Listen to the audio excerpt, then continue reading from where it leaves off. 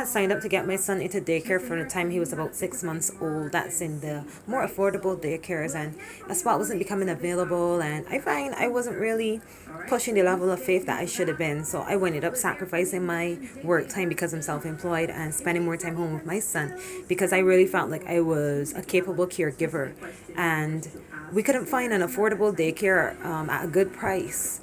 And the other parent wasn't willing to contribute, so it would have had to be my sacrifice and raising other kids and stuff. It wasn't anything that I felt prepared to do at that time.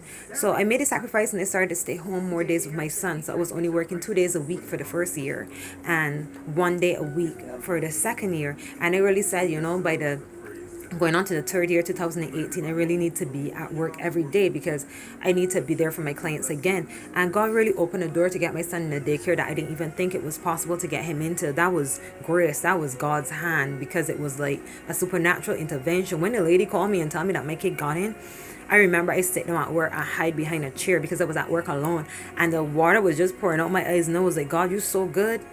Like, I couldn't believe it. I hid behind the chair because I didn't want people to pass and see me crying because they would have probably misinterpreted the reason. But God is awesome. Listen, trust God. God is awesome. He's God. He's able. There's nothing that He can't do. He is able to touch any and every situation. There's nothing too big and there's nothing too small that God cannot touch and change even just with His touch.